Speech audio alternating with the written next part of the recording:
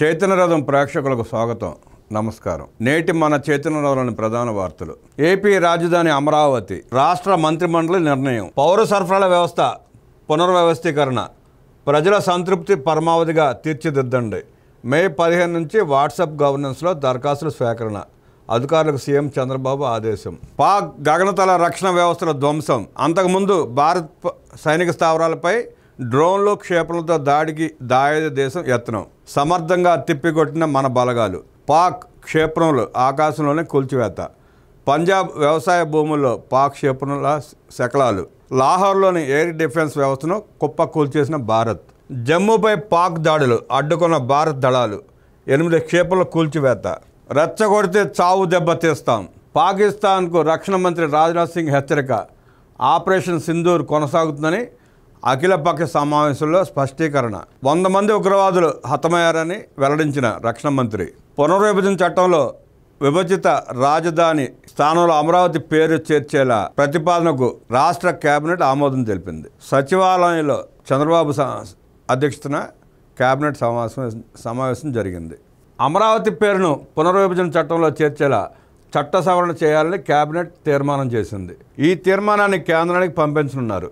2014 పునర్విభజన చట్టంలో రాజధాని అమరావతి అని లేదని, ఒకసారి పునర్విభజన చట్టంలో రాజధాని అమరావతి అని నిర్ణయిస్తే రాజధానికి చట్టబద్ధత కల్పించినట్లు అవుతుందని పలువురు న్యాయ నిపుణులతో పాటు ఇటీవల సీఎం చంద్రబాబును కలిసిన రైతులు కూడా సూచించారు. ఈ క్రమంలో రాజధాని అమరావతిగా నిర్ణయించి కేబినెట్ తీర్మానం చేసి కేంద్రానికి పంపాలని నిర్ణయించారు. 2014 పునర్విభజన చట్టాన్ని కేంద్రంలో ఉన్న ఉభయ సభలు ఆమోదించాయి.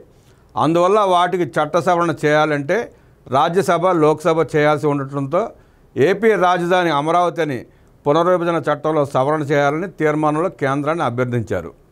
దీనికి సంబంధించి వెంటనే ఢిల్లీలోని ఎంపీలతో మాట్లాడి రాబోయే పార్లమెంట్ సమావేశాల్లో ఈ తీర్మానాన్ని ఆమోదించేలా చూడాలని నిర్ణయించారు. అందువల్లే ఈరోజు కేబినెట్లో ఈ తీర్మానాన్ని ప్రతిపాదించారు. అలాగే ఈ భేటీలో అమరావతి పునర్నిర్మాణ పనులు ప్రారంభించిన ప్రధాని నరేంద్ర మోదీకి కేబినెట్ ధన్యవాదాలు తెలిపింది.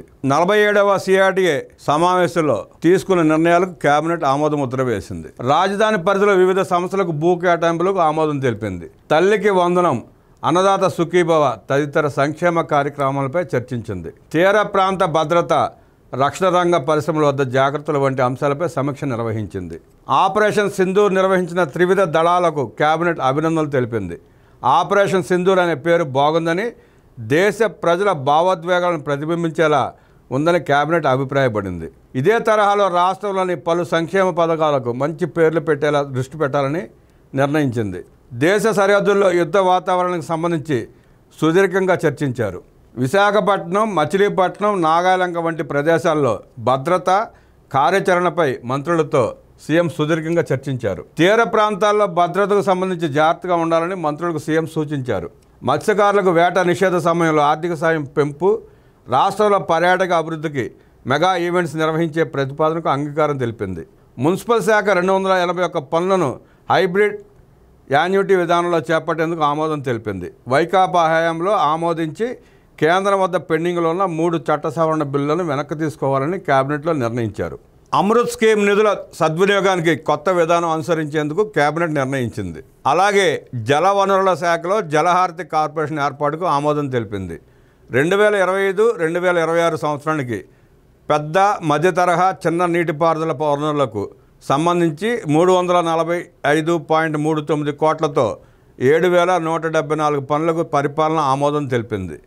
వాణిజ్యేతర ప్రయోజనాల కోసం రైతులు సొంత ఖర్చులతో చిన్న నీటి పారుదల చెరువుల నుంచి మట్టి తవ్వకం, రవాణాకు మంత్రి మండలి ఆమోదించింది. కేంద్ర హోంశాఖ వద్ద పెండింగ్ బిల్లులు వెనక్కి తీసుకునేందుకు నిర్ణయించింది.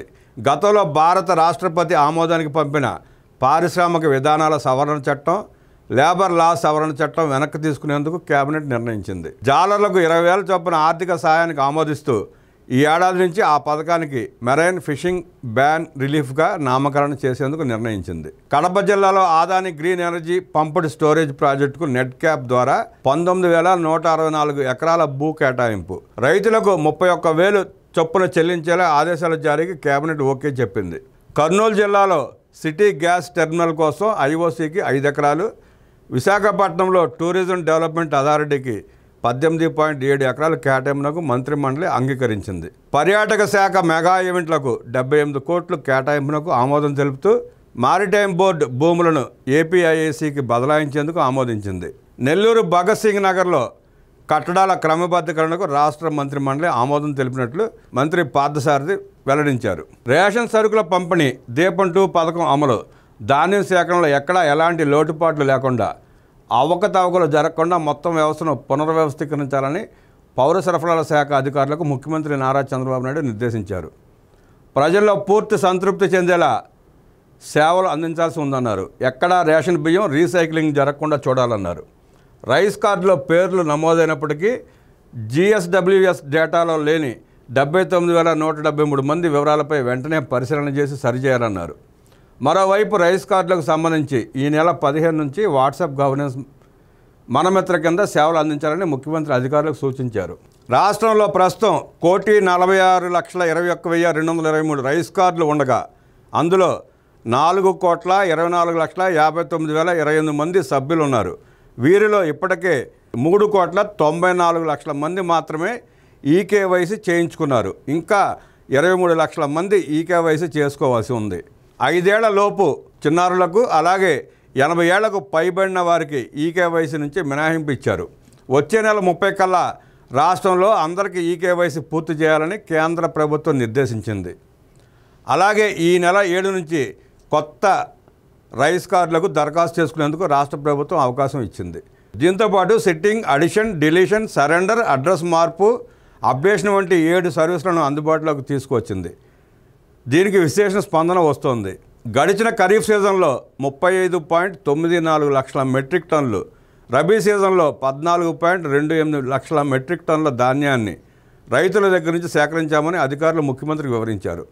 రైతులకు ఖరీఫ్లో 8,278 కోట్లు, రబీలో 3,076 కోట్లు ధాన్యం సేకరణ నిమిత్తం చెల్లించినట్లు తెలిపారు. ముఖ్యమంత్రితో జరిగిన సమీక్షలో పౌర సరఫరాల శాఖ మంత్రి నాదెండ్ల మనోహర్ తదితరులు పాల్గొన్నారు. రోడ్డు పనులకు డెడ్లైన్ విధించారు ముఖ్యమంత్రి చంద్రబాబు నాయుడు. రాష్ట్రంలో రహదారులను అత్యుత్తమ నాణ్యత నిర్వహణ కలిగి ఉండేలా తీర్చిదిద్దాలని, అలాగే తలపెట్టిన అన్ని రహదారులు పనులు వేగవంతంగా పూర్తి చేయాలని ముఖ్యమంత్రి చంద్రబాబు నాయుడు అధికారులను ఆదేశించారు. ప్రతి రహదారి పనులకు డెడ్లైన్ నిర్దేశించి అనుకున్న సమయానికల్లా కార్యరూపం దాల్చేలా చూడాలని స్పష్టం చేశారు. వర్షాకాలం రాకముందే రోడ్ల పనులు మొత్తం పూర్తి చేయాలని చెప్పి అధికారులను ఆదేశించారు ముఖ్యమంత్రి చంద్రబాబు. 8,744 కిలోమీటర్ల వరకు రాష్ట్రంలో ఉన్న రాష్ట్ర జాతీయ రహదారులు జాతీయ స్థాయిలోనే నెంబర్ 1గా ఉండాలని సూచించారు. మరోవైపు రాష్ట్రంలో పూర్తిగా పాడైన 2,683 కిలోమీటర్ల రహదారులను కూడా అభివృద్ధి చేయాలని సూచించారు. ఈ సందర్భంగా ముఖ్యమంత్రి పలు అంశాలపై అధికారులకు మార్గదర్శనం చేశారు.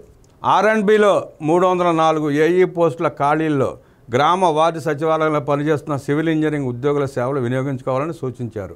860 కోట్లతో 20,060 కిలోమీటర్ల పొడవునా గుంతలు లేకుండా చేపట్టిన మరమ్మతుల పనులు 97% పూర్తయ్యాయని, మిగిలిన పనులు నెలాఖరు వరకు పూర్తి చేస్తామని అధికారులు ముఖ్యమంత్రికి వివరించారు.